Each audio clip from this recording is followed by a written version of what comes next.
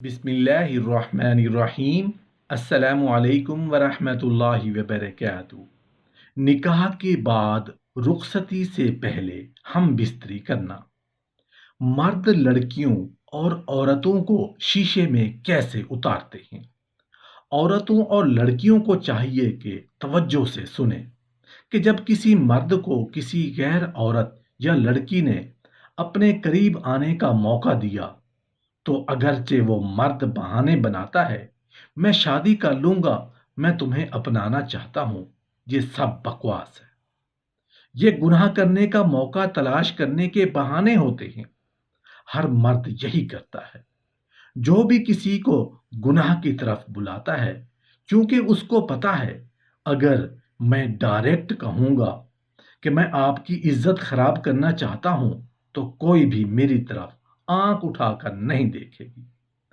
تو ہر مرد جب بھی کسی غیر عورت کی طرف قسم اٹھائے گا، تعریفیں کرے گا، وہ تعریفیں اس کی نہیں کر رہا ہوتا، وہ تعریفوں کے ذریعے اس کو اپنے سے مانوس کر رہا ہوتا ہے۔ اس کے دل میں اس کی تعریفیں نہیں ہوتی، وہ حقیقت میں مطلب نکالنا چاہتا ہے، تو وہ ہمیشہ تعریفیں کرے گا، حتیٰ کہ وہ اس کی غلطیوں کو بھی اچھائیاں ثابت کرے گا۔ اور پھر دوسری بات کہ وہ یہ کہے گا میں تمہیں اپنانا چاہتا ہوں، میں تمہیں زندگی کا ساتھی بنانا چاہتا ہوں۔ اس سے بڑا جھوٹ شاید کوئی نہیں ہو سکتا، اس لیے کہ جب وہ بچی اس کے قریب آ جائے گی، اس پر اعتماد کر لے گی، اپنا مطلب نکالنے کے بعد پھر یہ بہانہ بنا دے گا، میری امی نہیں مانتی، میرے ابو نہیں مانتے، گھر والے نہیں مانتے، میں تو چاہتا ہوں تمہیں اپناؤں، لیکن کیا کروں، گھر والے نہیں آمادہ ہوتے۔ اس لیے یہ نوجوان اس سے شادی کبھی نہیں کرے گا۔ یاد رکھنا، جس نوجوان نے کنواری بچی کے ساتھ تعلقات جوڑ لیے، وہ اس کے ساتھ شادی ہرگز نہیں کرے گا۔ عموماً مرد کے یہ خیالات ہوتے ہیں کہ جب اس لڑکی نے کنوارے پن میں ہمارے ساتھ ناجائز تعلقات بنا لیے تو جب یہ ہماری بیوی بنے گی تو ہماری بیوی ہوگی، گھر ہمارا بسائے گی، ممکن ہے دل میں کسی اور کو بسائے۔ جو لڑکی ناجائز طریقے سے میرے ساتھ تعلق رکھ سکتی ہے، وہ میری بیوی ہو کر کل دوسرے سے ناجائز تعلق کیوں نہیں رکھ سکتی؟ لہٰذا اس وجہ سے یہ گناہ تو کر لیتے ہیں مگر شادی کرنے کے لیے آمادہ نہیں ہوتے۔ اس لیے بچیوں کو چاہیے کہ وہ ایسی باتوں پر اعتماد نہ کریں اور نہ ایسی باتوں پر دھیان دیں۔ یہ جھوٹ ہوتا ہے، 100% جھوٹ ہوتا ہے، اور دوسرے کو شیشے میں اتارنے کا طریقہ ہوتا ہے۔ بچیاں اعتماد کر جاتی ہیں اور بعد میں پھر چھپ چھپ کر روتی ہیں۔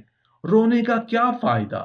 اس رونے والے راستے پر قدم ہی نہیں اٹھانا چاہیے تھا۔ جب ایک جوڑے کے مابین عقد نکاح ہو چکا ہو مگر باقاعدہ رخصتی نہ ہوئی ہو تو شوہر کے لیے اپنی بیوی سے کیا کچھ حلال ہے؟ جب عقد نکاح ہو چکا تو اب وہ شوہر ہے اور اس کے لیے اپنی بیوی سے وہ سب کچھ حلال ہے جو رخصتی کے بعد ہوتا ہے، یعنی دیکھنا، بوسہ لینا، خلوت میں اٹھنا بیٹھنا، اس کی معیت میں سفر اور مباشرت بھی۔ اس شخص کے متعلق کیا حکم شرعی ہے جو اپنی بیوی سے اس کی دبر میں ملاپ کرے، جبکہ وہ اس مسئلے کی شرعی حیثیت سے ناواقف بھی ہو؟ مرد کے لیے حرام ہے کہ وہ اپنی بیوی سے اس کی دبر میں جمع کرے۔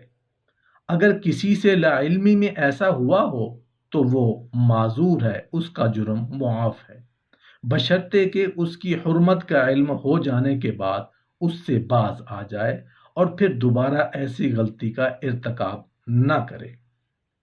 حرام ہونے کی دلیل وہ حدیث ہے جو مسند احمد، بخاری اور مسلم میں حضرت جابر بن عبداللہ سے روایت ہے۔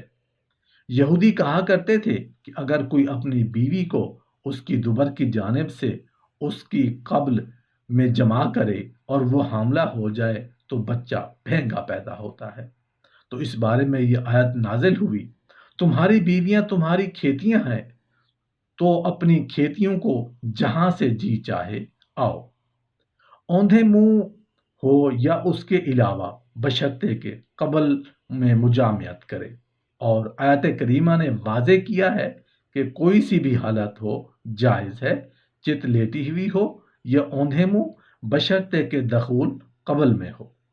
اور اس میں دلیل صحابہ کرام کا فہم ہے، جبکہ وہ خالص عرب تھے اور اللہ عز و جل نے عورتوں کو کھیتیاں قرار دیا ہے جہاں سے کہ اولاد کی توقع کی جاتی ہے۔